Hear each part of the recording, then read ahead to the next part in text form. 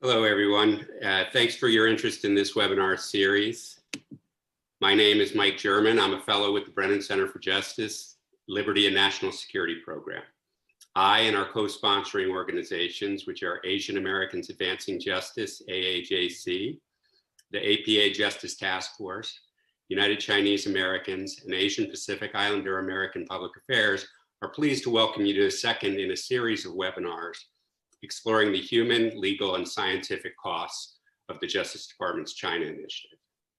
The webinar will focus on the policies needed to protect US science and scientists from the harmful consequences caused by the tactics the Justice Department and the FBI employ to combat economic espionage through its China Initiative.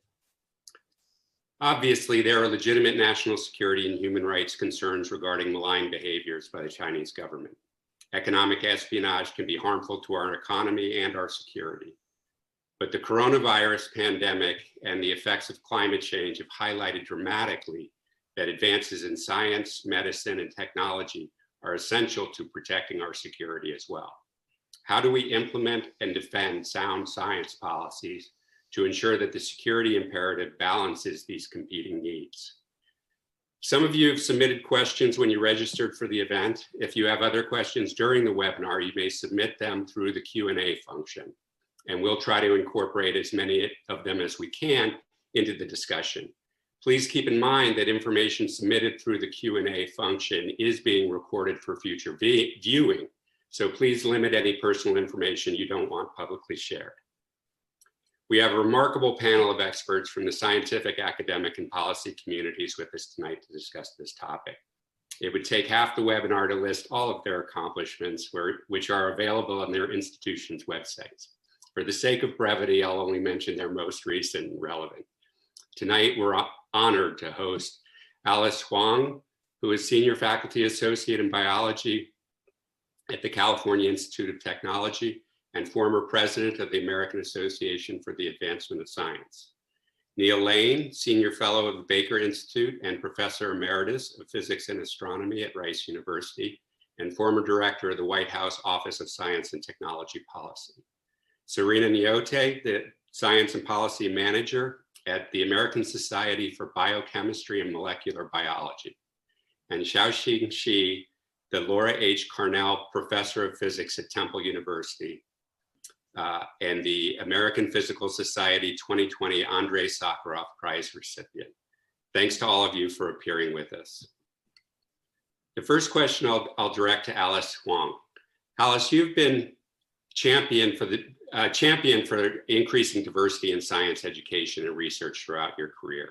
Can you explain why recruiting foreign-born scientists and researchers, particularly individuals of Chinese ethnicity, is important to developing US science, medicine, and academia? You know, Mike, those of us in science have long recognized that innovation and discoveries are more often, they happen more often when there's a diversity of workers working together with dissimilar backgrounds as well as disciplines. This country has been a mecca for attracting and training the best scientists in the world. Our scientific laboratories and higher institutions of education, if you just drop in on them, you'll see that they're filled with students and faculty from all over the world.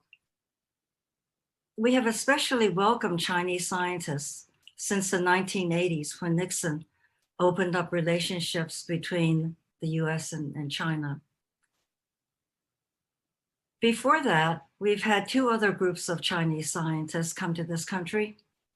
In the early part of the 20th century, after the Boxer Rebellion, there were scholarships set up for the Boxer indemnity that the US owed to China.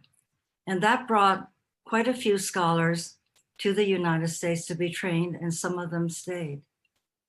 Another group came around 1949 and after, and these were the people who escaped the communist government, and some of them went through Taiwan in order to get to the United States.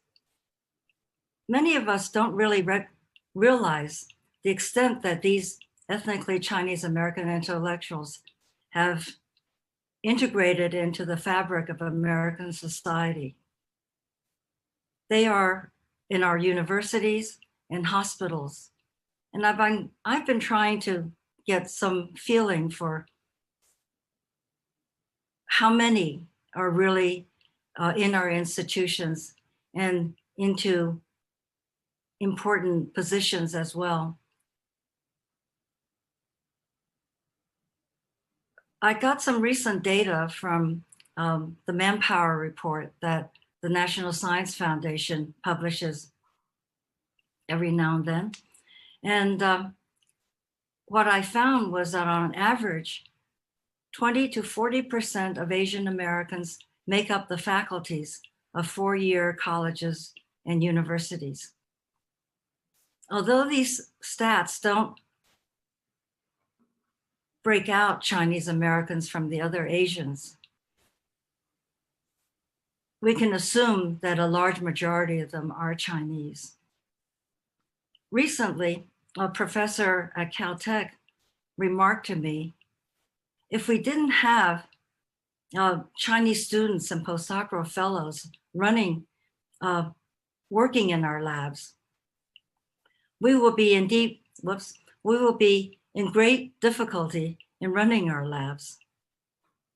To support the statement, I just picked up the science magazines that are on my desk and looked at the research articles and tried to figure out from the authorships how many Chinese were participating.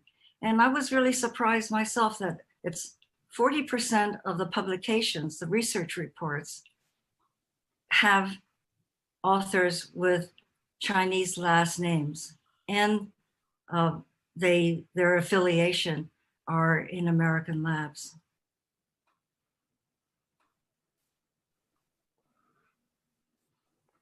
So, to remain competitive on the global level, we could do great harm to America with a China initiative, which tars all ethnically Chinese scientists with suspicion and insults those of us who are working hard to contribute to scientific advances. We need our Chinese American colleagues because they are a crucial part of our scientific work and are and will be essential to our global competitiveness. And can you go into any more of the harms? Do you have specific cases or when we have Chinese American or Chinese nationals who are being targeted this way with this kind of profiling, what does that do to the community? And how does that harm US science? Right. I can best illustrate this by telling a story that's very important to CalTech and to where I am now. I'm an associate with CalTech in Pasadena. The story I want to tell is one, it's an old one. It's about a scientist named Chen Sui-shen. He was one of those Chinese who got a boxer indemnity scholarship. And he ended up going to MIT to study. And then he studied in mechanical engineering. And then he came to CalTech for his doctoral work. Theodore von Karman was his PhD thesis advisor and said this of him, and I quote, "Even as a young student, he helped clear up some of my own ideas on several difficult topics. These are gifts which I had not often encountered, and Chen and I became close colleagues." During the Second World War, Chen was a participant in the Manhattan Project to develop the atom bomb. And he was, with Von Karman and several others, responsible for founding the Jet Propulsion Laboratory here in Pasadena. In the 50s, during the Red Scare, Chen made a mistake by going to a party that had others attending who were known communists. And so the US government labeled him a spy for China, removed his clearance, and started surveillance on him. On one trip when he was going back to China to visit his father, they found a piece of paper that was suspicious. But on carefully looking at that piece of paper, it turned out just to be a table of logarithms. Despite the fact that CalTech administration tried to attest to his innocence, and there were several government scientists who wanted to keep him because they realized that he was contributing important ideas for propulsion and rocketry. He was unfortunately deported to China in 1955. Of course, China welcomed him warmly, and he helped lead the Chinese nuclear weapons program, and his work also led to the development of missiles and rocketry. He's known as the father of Chinese rocketry, and the current space program that China has owes a great deal to him. Now, many now, in retrospect, agree with the statement, and I quote, "It was the stupidest thing this country ever did. We forced him to go." Now, this statement was made by one of our own government scientists. Unfortunately, we have learned very little from history. In the 1980s, Ray Wu organized the Chinese United States Biochemistry Examination and Application. It's a mouthful, and luckily it's shortened to CUSBEA, CUSBEA. This activity resulted in bringing the brightest and the best of young Chinese youth to the United States and gave them scholarships to attend some of the best universities. Almost every individual in this group became successful and have won awards, become tenured in our best academies. The chilly climate that resulted from the China Initiative has really just helped the Chinese government to recruit quite a few of these scholars to return to China. This is a loss to our scientific brainpower that we are sure to regret. Thank you.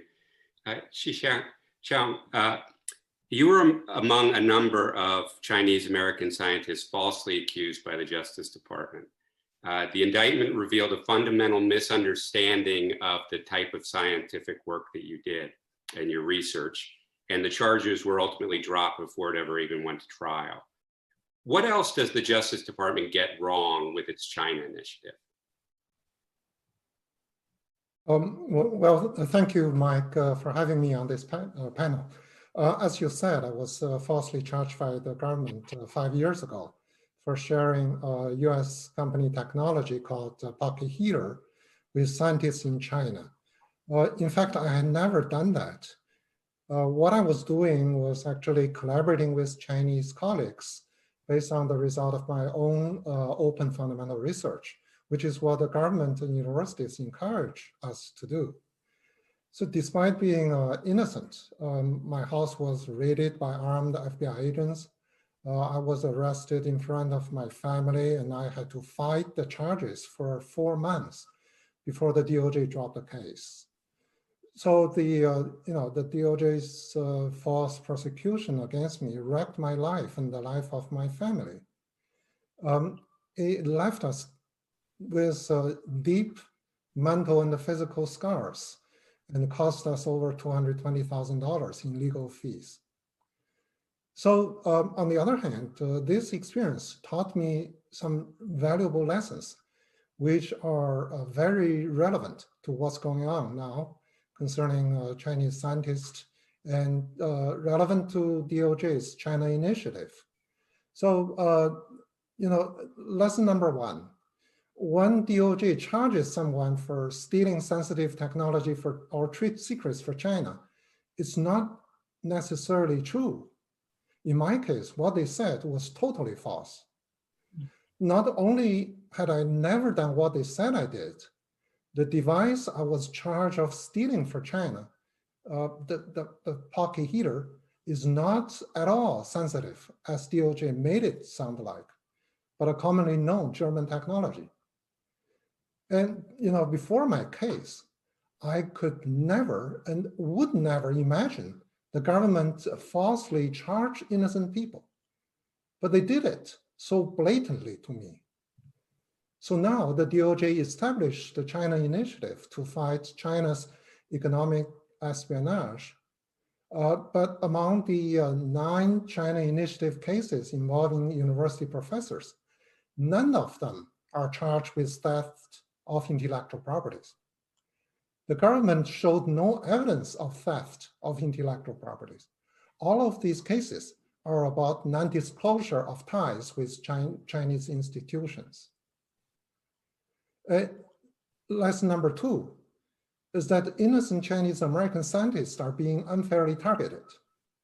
I am only one of many cases where innocent Chinese scientists were charged only for the charges to be dropped or the case collapsed. Now Chinese professors, scientists, students are being called non-traditional collectors for China. And the China Initiative puts targets on their backs. I used to think that if I follow the rules, abide by the law, and try to do everything transparently, I would not get in trouble with law enforcement. And now I tell every Chinese scientist who would listen to me, you don't have to do anything wrong to be suspected and charged as a spy for China. And lesson number 3, the DOJ has no idea how science is done and is criminalizing academic collaborations with China on open fundamental research. Most university professors don't do sensitive research. We do fundamental research, which is open according to our national policy, NSDD 189. Universities are not industry and not government labs where sensitive and classified informations are done. Universities are part of the innovation ecosystem where free open fundamental research is conducted. But if you crack down the free and open environment in academia, pretty soon you will have no secret to be stolen. So, in the name of protecting American research, cracking down open exchange on university campuses is in fact destroying the ecosystem that made America competitive in the first place, and it will stifle American innovation. So, after the DOJ dropped their cases against me, I felt obliged to share these lessons with people so that more people will speak up and help to enact policies that defend Chinese scientists against injustice and safeguard open fundamental research on university campuses. The stakes are too high for us not to act. We cannot allow our constitutional right to be violated by the selective prosecution, and we cannot simply stand by while American leadership in science and technology is being destroyed. The current DOJ targeting of Chinese students, scientists, and professors is doing precisely that. And that's very bad for our country. Thanks very much, and I commend your courage in continuing to speak on this issue and continue to challenge the government to hold them accountable for the errors that they make. But I think he makes a good point, Neil, about the Justice Department doesn't understand science. Good governance requires a recognition and a balancing of the competing interests that we have with regard to our relationship with China. Can you explain how the government develops and implements sound science policy and what interests is it designed to protect? You're on mute. I got it. Thank you so much for having me on this program with such distinguished company. Probably I can't explain. Probably can't adequately answer your question because it's a mess. To be fair, it's always been a mess. I mean, there were, policy is everything the government does. So it's laws, it's regulations, it's practices, it's programs, so forth. So it's very broad territory. It's law. And, once said laws are like sausages. It's better not to see them being made. I mean, that's been attributed to a lot of people from Prince Bismarck to others. But the federal agencies exist through laws, but the laws are not very precise. And so a lot of room open then to set policies, which different agencies do in different ways, depending on their mission. NIH behaves in a quite different fashion from NSF, which we talk about in a minute. All these policies involve trade-offs. So the one we're talking about today is, let's say, research security versus research openness. Research openness is the way science is advanced, indeed. And if you don't have open exchange of ideas and collaboration and diverse voices in discussing science, in debating science, then we really don't make any progress.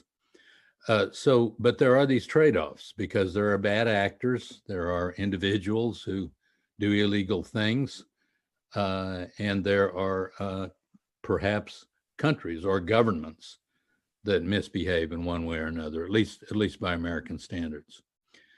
In the case of this trade-off, security and openness, there really isn't much law to rely on.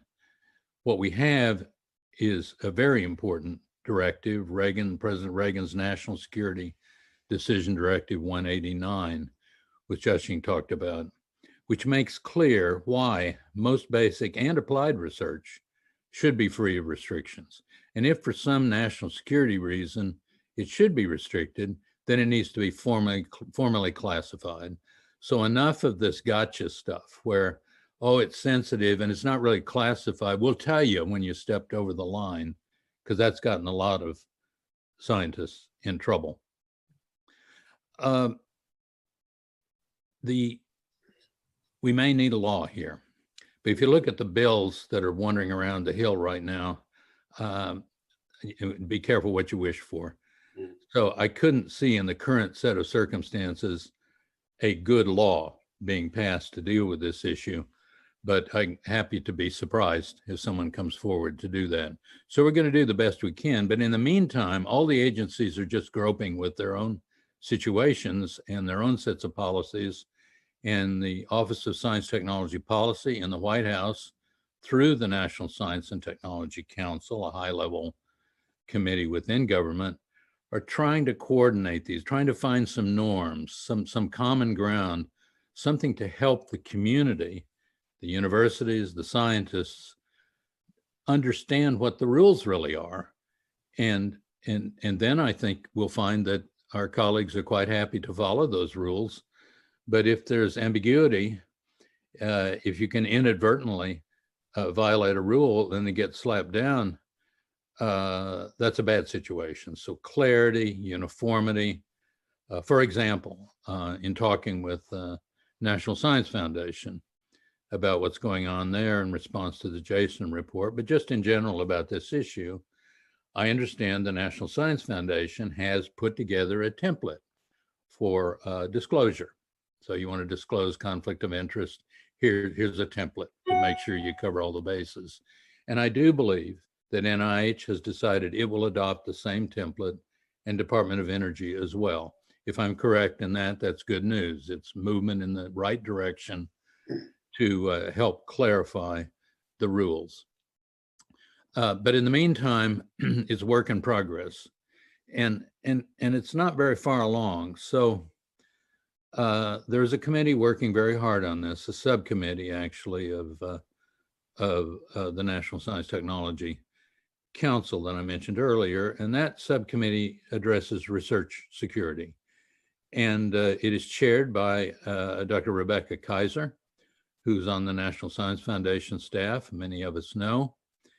Very good person, working hard to try to address guidelines, find norms, find practices that can be shared among agencies, and bring some sense to this business to at least make sure that there's good understanding of what the rules really are. On the side, of course, is the politics of the situation, and we don't know where that's going to end up, but that's the more serious issue that we really have to pay attention to, I think.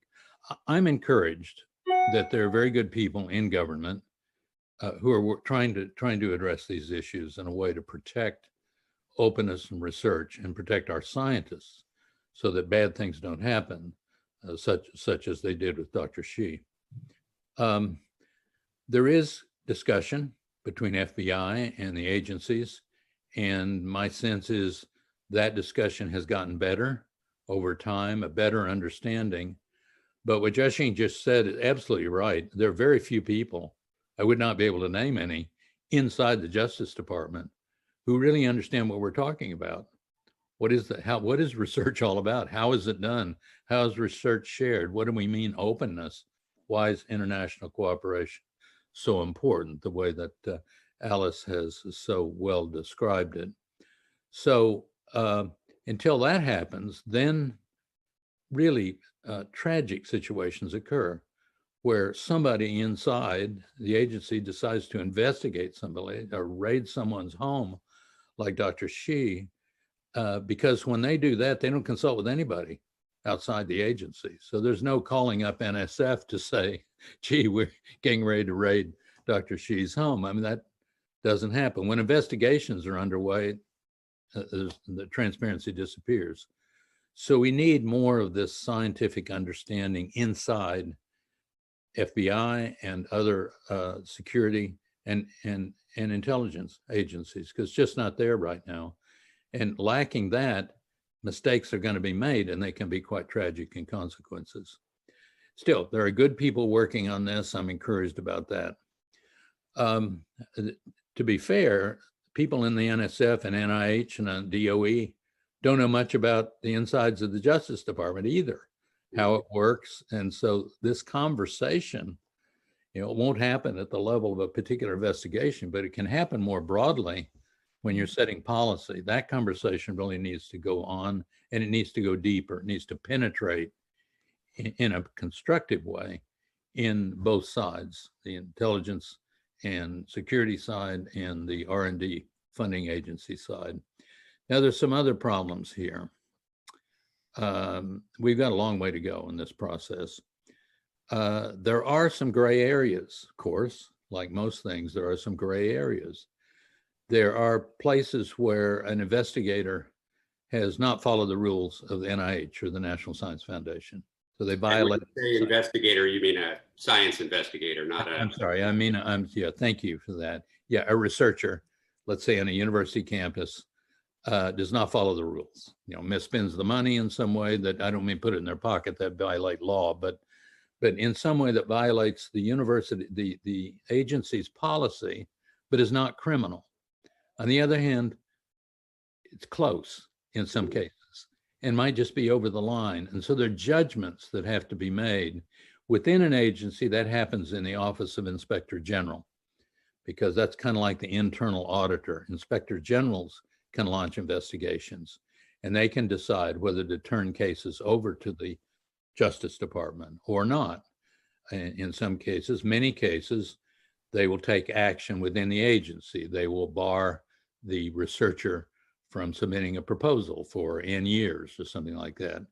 You can read the cases that have already been solved with the names removed because the Inspector General of the National Science Foundation, and I assume HHS, the department within which the National Institutes of Health is located, you can read those reports, and you'll find at NSF, many of them have to do with so-called SBIR grants, Small Business Innovation Research grants, which are to companies. So a lot of the violations, I'm not talking about criminality now, I'm just talking about violations of rules where NSF takes some action against the organization. A lot of them are small companies. And often it's, I think personally, it's not because of intent. It's a small company can hardly afford a staff of lawyers or even a staff of accountants. I mean, sometimes there are two people in the company. So there's a lot of work that needs to be done here. Finally, let me just say there is politics here, and the anti-China attitude has been around a long time. When I was in Washington, it's back in the 90s. I remember sitting in a room with federal officials where somebody said, well, wait a minute, if Chinese students come to our universities and attend our classes, they're likely to learn something. And I thought, wow, yeah, right on. I mean, and then they might go back to China smarter than when they came. That's the level at which a lot of thought, I'm sorry to say, even among some federal workers have, and it's been around a long time, but it's much worse now because the China Initiative, just so clearly politically motivated and has infected, I would say, quite a number of people in Congress on both sides of the aisles. This is not now strictly a Republican issue where it might have started, in part because some cases have been made public. And in the meantime, the Chinese government says things and does things that have nothing to do with science, but they tend to reinforce negative attitudes about China. The anti-Chinese rhetoric is also political, and to a great extent, it's racist. And sadly, racism still exists in our country. It does in many parts of the world, but we would like to have hoped that we would not be suffering from that right now. Finally, let me just say, this is a time when all of us and our federal agency should be exploring ideas to expand international cooperation, especially with China, because it's of its scale. So China has a lot of smart people, but it has a lot of people. So we're talking about 1.4 billion people and many more scientists and engineers than the United States. We will never match China in terms of scientists, engineers, publications, probably patents. The way we will compete with China is by better educating our own people and continuing to encourage smart people, men, women, their families, to come from all over the world, study here, set up their careers, stay in America, contribute to the growth of the economy, create jobs like many of them do by creating companies.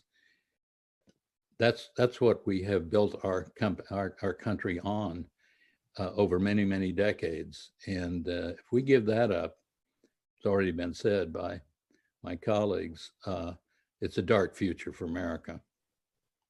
Thanks for that. And one thing I want to point out is the National Security Decision Directive 189 that you both mentioned, that was designed to protect fundamental research and make sure that the openness of fundamental research is protected, was initially introduced by the Reagan administration during the Cold War. Right. So it's not as if we haven't recognized that there's a need to protect the sharing of scientific information, even in dangerous times in the past. And it's something that we have to keep in mind, that importance. It's a good point. Excellent point. And of course, there was scientific cooperation all through the Soviet days. My first international conference, one of my first international conferences was in Leningrad, and it was 1967. So a few of us were around in those days, And it was often the only vehicle for communication between the United States and USSR was through scientists who had scientific colleagues on the other side of the Iron Curtain. Right. And the recognition that that kind of scientific collaboration was also good for diplomacy and good for spreading American values. Serena, Neil talked about a difficult situation among government agencies attempting to hammer out effective science policy. How does the scientific community itself organize and influence to influence science policy? Yeah, so that's the big question that we've been trying to figure out at ASBMB for a while now. First, thank you so much for inviting me to this panel. This is such an important conversation to be having, and I strongly believe that scientific societies like ASBMB really needs to play a larger role in making sure that the experiences of scientists and researchers are getting to policymakers so they understand what's really going on. To give, what I'm about to say a bit more context, ASBMB, we're the American Society for Biochemistry and Molecular Biology. We're a nonprofit organization, a scientific society with over 11,000 members spanned across the world. Our members range from international students, undergraduate students, postdocs, trainees, all the way up the ladder to deans of schools and heads of research labs. So when we hear their concerns or the challenges that they are experiencing in regards to foreign influences to research integrity, it spans, across generations, across job occupations and career levels. So in that way, I think we get a more holistic approach to what's been going on. So from our perspective, there are four main concerns that all the other wonderful panelists have brought up. The pattern of criminalizing administrative errors is really an issue. The lack of transparency from federal agencies on what their process is difficult, to get the scientific community to understand what the large problem is and really what's at stake.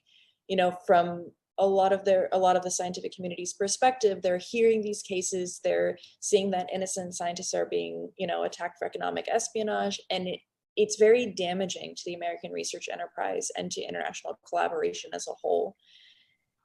On top of that, like Neil mentioned, there needs to be a change to the oversight process for conflicts of interest and conflicts of commitment.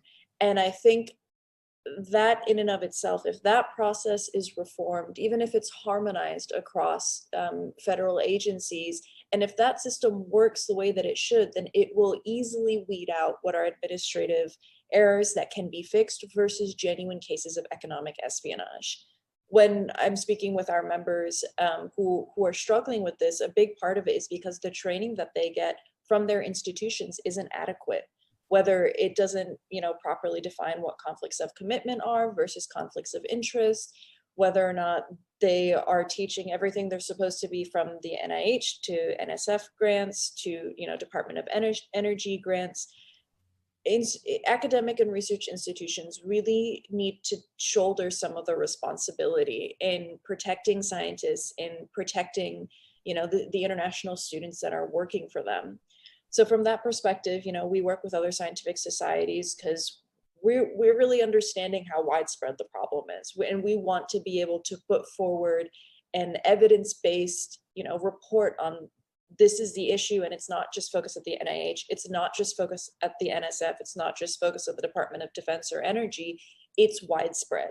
And because it's widespread, agencies need to work across one another and with scientific community and with the appropriate stakeholders to really harmonize their approach so we can encourage international collaboration instead of hurting it. That's very helpful. Thank you. And Alice, you have some experience doing some organizing to get messages to public officials as well. Oh, yes. What I feel that scientists ought to do when they are put into situations like Xiaoxing Shi has been exposed to is not to just slink away and try to find a job back in China or somewhere else like Singapore, I think it's important that scientists support each other, and that the Chinese organizations that we have can be extremely useful. I heard about the problems that research scientists of Chinese ethnicity were being faced with, not because I myself had been attacked or investigated. It was because the Society of Chinese Bioscientists, the SCBA, contacted me and said, you know, we've been trying to shed some light on these problems and to get the AAAS to protect us in some ways, or to at least publicize it so that we can see if this is a problem that's that can be solved. And I suddenly realized that at least I had an in to AAAS and could call up the editor and say, this is a serious problem and we should pay some attention to it. And it's through individuals who are willing to fight for their rights and who have nothing to hide, to take up the banner and talk about these things. And this is what we're trying to do here tonight as well, which I think is going to be tremendously helpful, and support each other in that way. Thank you. Xiaoxing, in its recently released report card on the China Initiative, the Justice Department says it identified academia as, quote, one of our most vulnerable sectors because its traditions of openness and the importance of international exchanges to the free flow of ideas leave it vulnerable to PRC, People's Republic of China, exploitation. What is the climate like among scientists, and particularly not just Chinese scientists studying here, but Chinese Americans and the broader Asian American scientific community? Well, the effect is very chilling and very damaging. You know, as I mentioned, that it's what the DOJ was saying, the China Initiative was saying, that you just said, repeated, it's false, because what we are doing are fundamental sciences. You know, we don't do sensitive research. Many universities don't take money if the funding limit the ability of their faculties to publish their results. And we do fundamental research, which is open according to NSDD 189. And fundamental research, of course, is the basis for the preparatory and the classified research later on, mostly at industrial labs and at the national labs. But you know, it's very important, and openness is critical for the success of those research. So I have to say that this whole statement that university is vulnerable, that's based on false understanding of science. And you know, I think the director, NIH director, said it very well in one of the television interview when he was asked about the reported Russian hacking of US vaccine research. He said that most what we do in science, we publish it. You don't have to steal it. It's out there. And so I think this is a point that we need to educate the public, to have the policymakers, the public know that we don't do, you know, all while we collaborate with Chinese colleagues and so on and so forth, we are talking about fundamental research. We're not talking about sensitive research and the classified research. So the effects of cracking down, you know, the open research is very damaging. And, you know, from my personal interaction with people, I know that a lot of people stopped their collaboration with colleagues in China, you know, who want to invite troubles. So they just stop interactions with Chinese colleagues. And I know of universities that tell their Chinese faculty to cut their ties with China. And so this is, I think other panelists has mentioned this, that it's going to be very damaging to the US, you know, science and technology research. And I think it's really important to understand, the former Defense Secretary Robert Gates was quoted in 2014 as saying, yes, of course, lots of nations engage in economic espionage. And while China is a bad actor in this area, so is France and other countries. But when the Justice Department creates a program focused on solely one country, it creates an incentive to target that community by the agents working these cases, right? In other words, they're not out there just looking for economic espionage. They're looking for economic espionage that includes some, as they use the term, nexus to China, which could mean somebody who is just Chinese Americans or has some ancestral or irrelevant connection to China, rather than somebody who is compelled by the Chinese government to be doing this work. And one of the questions we got from the audience early on was from somebody who said, what can we do to protect ourselves? And that's really one of the problems. And there's an FBI counterintelligence strategic partnership note, they call it. This is something shared with academic institutions and research institutions. And it lists a number of what it calls behavioral indicators or types of tradecraft. And they include unnecessarily copying materials, especially proprietary or classified, remotely accessing the computer network while on vacation or on sick leave or other odd times, conducting research or studies at odd hours without a need or authorization, expressing concern that he is being investigated, right? And you can imagine, with this overlay of racial profiling created by the China Initiative, those behaviors, I'm sure, I don't want anybody to make any statements against interest, but I'm sure you all know scientists who copy materials or conduct research on weekends or odd hours. Michael, that was the one that grabbed me, was this shows how little the Department of Justice understands science. The part, especially you mentioned it, conducts research and studies at odd hours without a need or authorization. This is weekends, holidays, or relatively unusual schedules. Well, if someone walked onto the CalTech campus at 10 o'clock at night, they'll see that most of the buildings and offices and labs have their lights on. And weekends, forget about it. I mean, scientists work on weekends. It's a nice quiet time.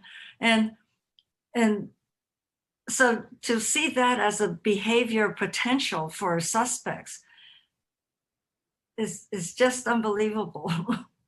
See, and if you don't mind me jumping in, I also think that's where federal agencies like the NIH and NSF have an obligation to the scientific community to point out that this isn't right and it's not applicable, and these are not that's not the right behaviors to be, you know, to tell people to look out for and create an environment like that. I think they have a responsibility to the scientific community to be that, you know, conduit to the DOJ and to be able to say that this is wrong and it's extraordinarily damaging. Mike, can I add another thing?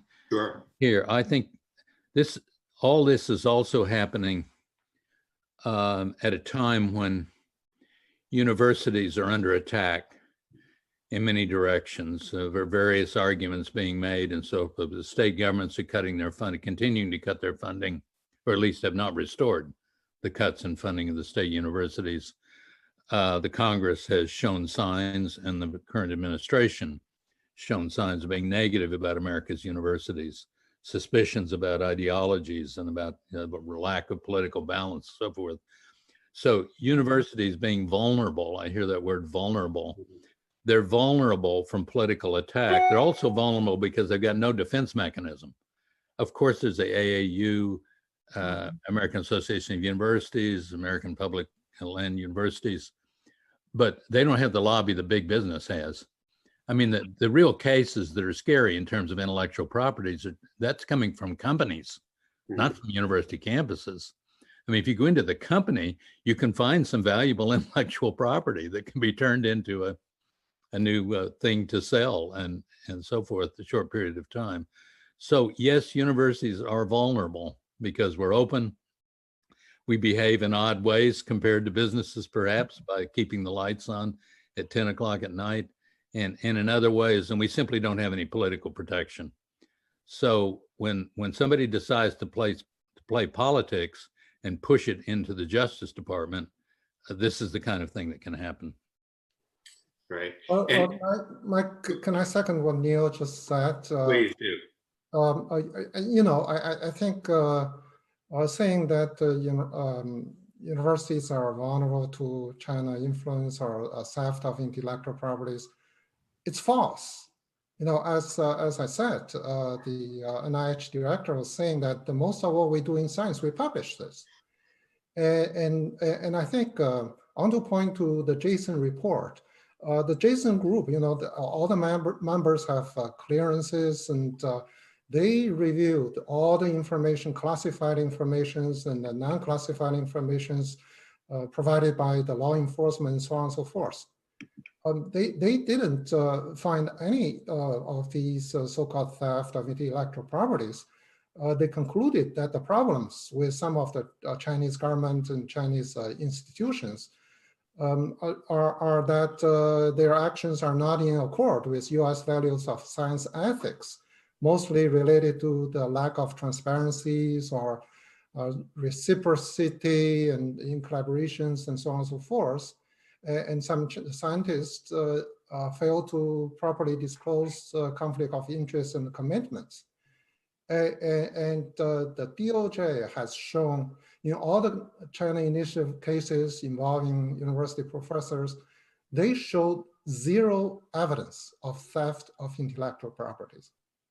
And so, we hear all these vulnerabilities and so on and so forth. That is false. They have no evidence to show that such theft has happened on university campuses. Thanks for that. And there are some research projects that have begun to come out or been coming out that are helping to push back. And one that was mentioned is a National Science Foundation Commission report that I think at least two of you have mentioned, the Jason report. Can we talk about the, number one, what were its points and recommendations that were made? And anybody can join. Well, they made 9 specific recommendations, and one of them involves the in the case of failure to disclose conflict of interest and commitment, and they pointed out that what should be reported is not always clear. And they pointed out that the requirement for disclosure must be clearly communicated to everyone involved. So if such things happened, they specifically recommend that such case should be investigated and adjudicated by funding agencies and the universities with consequences similar to those currently in place for scientific misconduct, and such as demotion, dismissal, and debarment. Only willfully supplying incorrect information should be treated as a crime. So I think, if somehow we can help to enact policies that like correct the order of things, right? It should be dealt with, all the wrongdoings in terms of non-disclosure should be dealt with by the funding agencies and universities. And if it's really willfully, provide false information, then refer that to FBI for possible criminal prosecution.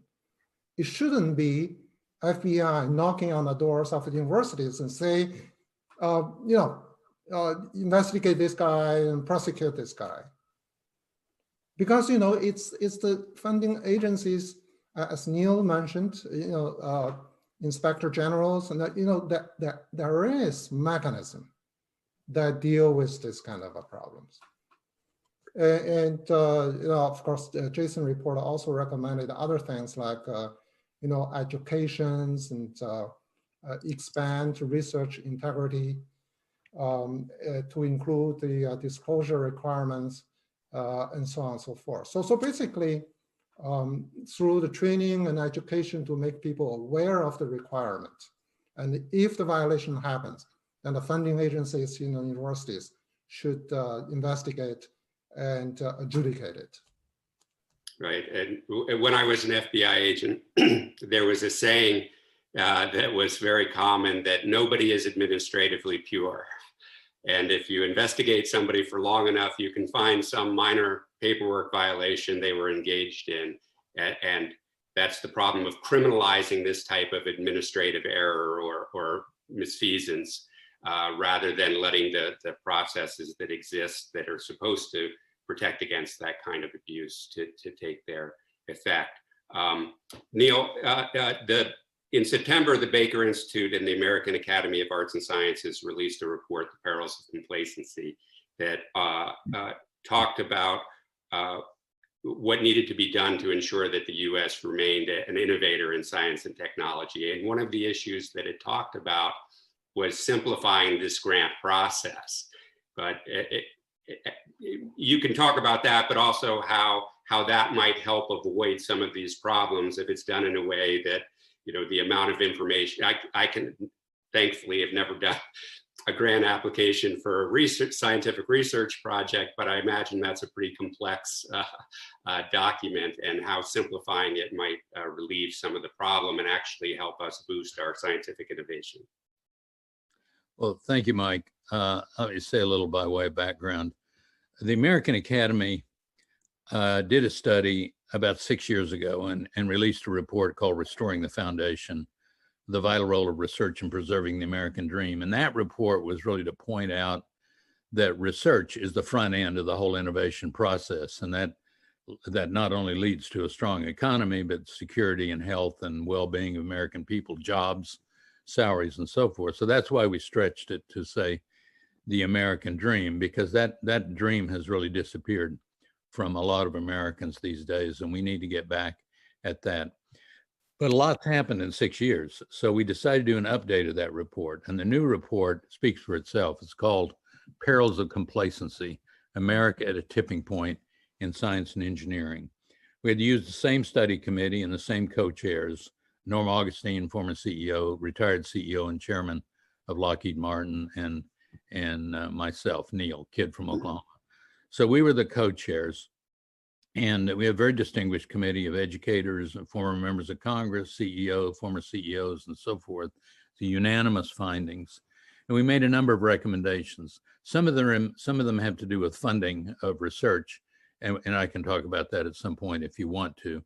But the specific set of recommendations that you talked about they're in the context of getting the benefits of the discoveries that are made at CalTech and Rice and other institutions to the American people. I mean, the basis of the Bayh-Dole Act of many years ago that said, well, taxpayer money supports the research on the university campuses, so the nation needs to do whatever it can to get those results out where people benefit. And that in large part means get the intellectual property of the companies and let them create jobs and create wealth.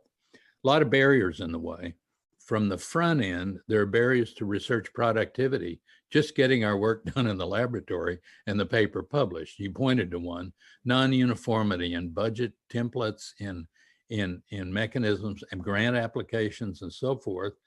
So if the researchers have to do that, it takes a lot of time. And one estimate I remember, maybe the Council on Government Relations gave this number, but I think it came from another source, that maybe up to 40% of a researcher's time is taken not doing of a researcher's research time is taken messing with these kinds of paperwork and other sorts of management issues. Well, boy, if we could cut the 40% to 20% or some number smaller, that then could go directly back into research, mentoring graduate students, thinking new ideas and so forth. So we don't need any more studies. These regs have been studied over and over again. They're excellent recommendations. We just need to get it done. It's hard to do. It's boring. It involves lots of agencies getting together, and they've all got other things to do than make themselves uniform with the agency across the street. So it's not a high priority. It's got to be pushed hard by the White House, and several administrations have tried, and I would say not gone very far. The other set of regs that are in the way of getting the benefits of science to the American people are tax laws and codes that make it difficult for universities to work with industry as efficiently, as effectively as some of us think they need to be able to do. That partnership doesn't really exist between higher education and private sector innovation and business. There are good cooperative relations. Some universities do really well, but they pay a lot of money for it. They hire a lot of lawyers and staff to make sure they don't step over the line. The laws are not clear, or I should say, the implementation of the law is not clear. So the lack of clarity means that a smaller university is just not going to take a chance on stepping over some guideline on how much of a building can be used for unrelated activities. I mean, what in the world does that mean? Well, MIT figured that out, but lots of universities are spending a lot of money, or they just are not trying. So we're just pointing to a whole set of regulations, laws, including perhaps a need to revise the Bayh-Dole Act regarding licensing or use of tax exempt bonds, buildings, and such things as that. There are these policy barriers. They have nothing to do with direct funding of R&D. They have to do with the productivity of the researcher in the lab, how you get more out of the taxpayers' investment, and then how you get the benefits as directly as possible to people, and not just people on the East and West Coast, but people all over the country, including my old home state of Oklahoma, Iowa, Texas Panhandle, Nevada, all these places where smart kids grow up and they need to go to school and be educated, where there are fine universities, they need better recognition, better funding, and where companies need to form in larger numbers than they currently do. A lot of these policies, if they were changed, could help get America, if you like, more of the benefits of these extraordinarily bright scientists who come from all over the world, and some of whom are born in the United States. We're going to need more of them. We're going to need more funding, and we're going to need to get some of these policy barriers taken down. And the report lands at a good time because we have a new administration coming in and a new Congress. And I want to ask you all, and we have about 10 minutes left, but I'll start with Serena. If you had an opportunity to talk to the Biden administration, are there things that they could do in the first day, the first 100 days, that could really improve the situation around the way that the China initiative is harming scientific innovation? Yeah, absolutely. As I'm sure I'm not the only one who thinks that or believes that and is trying to push a much better agenda. But the Biden administration has a huge opportunity to reverse the damage that the past 4 years have done to the international scientific community. Even starting with something small, like reversing a lot of the changes to the student visa programs. That since the beginning of the pandemic and since, again, since 4 years ago, that's significantly harmed international students who want to come to the US, who want to participate in the American research enterprise. It's stopped them from coming. I mean, you look at so many surveys and so many research reports that look at what prevents international students from coming to the US, and a big part of it is the environment and the atmosphere and how they're going to be treated when they're here.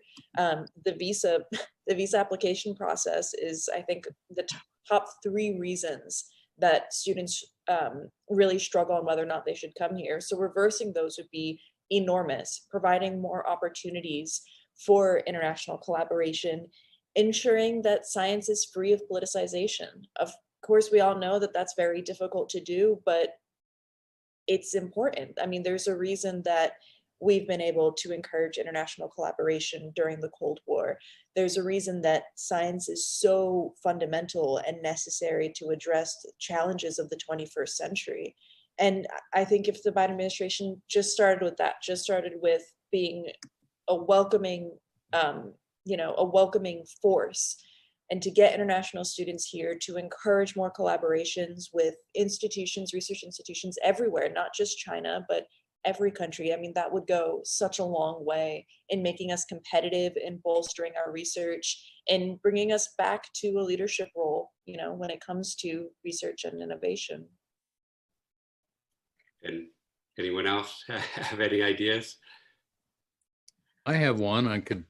It's pretty easy. The time has come for the president's science advisor to sit on the cabinet. I've been back and forth on this for years. There are pros and cons.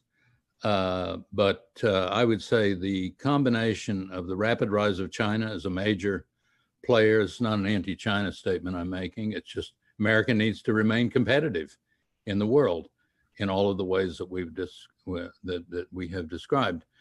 And so that combined with the COVID, which I would say is a pandemic moment to be compared with the Sputnik moment, days of Apollo. It's time to get back to putting science and technology on that level of priority. Only way you're really going to do that in the White House is get the science advisor on the cabinet. President Biden appoint a kind of person who he knows will work well on the cabinet, who can work with people on the COVID issue and on climate change, which is, of course, in some sense, an even larger challenge. But the point to emphasize is we've got this terrible pandemic right now. There will be others, and there'll be other crises as large, and climate change is one of them down the stream. So we need the president's science advisor on the cabinet, sitting at the table, not sitting in a chair next to the wall, so that he or she can participate as an equal partner, essentially, with the cabinet secretaries.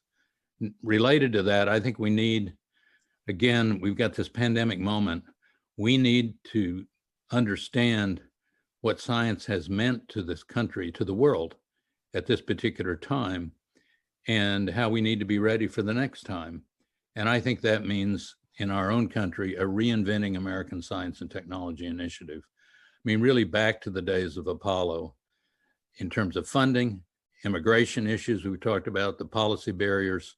And finally, I'd like to see the president hold a science, technology, innovation summit where he brings the leaders from the corporate side, higher education, and government together and agree together on what a strategy ought to be. This country has never planned for the future. It is now time to plan for the future. And Alice? Well, I can speak for Chinese Americans. I think that we've never wanted to be seen completely all the time as being foreign and foreigners. We are Americans, and we want to be used. We want to be appointed to the important committees, and we want to contribute as much as we can to make this country a more perfect union. Excellent, thank you. Xiaoxin? Well, I have a very simple recommendation. That is, implement the Jason report. I mean, there are many reports out there, and many are with some political agenda. And JSON report is one that was written by the elite scientists, right? They are not saying that there is no problem. They carefully analyze all the problems based on the classified and open source information, and they made findings and recommendations which are very well thought of. And so I think, the issue of fundamental research need to have the voice of scientists who are doing these research. And so I will tell the Biden administration,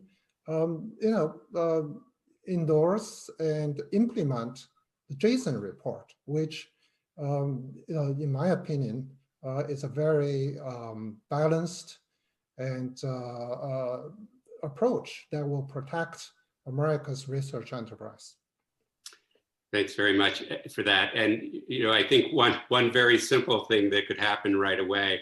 I mean, obviously, in the area of espionage and economic espionage, the FBI and the Justice Department have had a disproportionate impact on Chinese Americans, and we've mentioned a few cases, and obviously your own, that occurred before there was a China initiative. But I believe that naming a program within the Justice Department the China Initiative only drives that kind of racial and ethnic profiling and makes it worse. And of course, we're happy that the FBI and the Justice Department will address economic espionage where it sees it, and we want to hold them accountable that they're using those tools effectively, but they can retire this initiative very easily, and I think that will relieve at least some of the problem and some of the stigma around Chinese and Chinese American scientific work.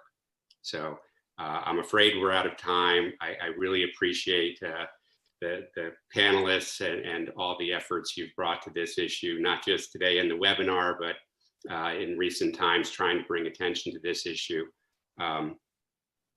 I'd also like to thank the co-sponsor organizations, Asian Americans Advancing Justice, AAJC, APA Justice Task Force, United Chinese Americans, and Pacific Islander American Public Affairs. Finally, I'd like to thank the audience for their interest in these concerns. And for more information about the next webinar, you can follow the APA Justice website or sign up for email alerts from the partner organizations. And thank you. We'll be having hopefully at least 2 or 3 more of these webinars discussing other topics, including the legal implications of this program and legal representations for impacted individuals. So please pay attention to this space. And once again, thank you, Alice Huang, Serena Niote, Xiaoxi Xing, Xiaoxing Qi, and Neil Lane. Thank you very much. I really appreciate it. And if anybody has any final remarks, I'd be happy to hear them. Thank you for organizing this event. Yes, we appreciate that very much. Thank you very much, Mike. Yeah. Pleasure. Thank you.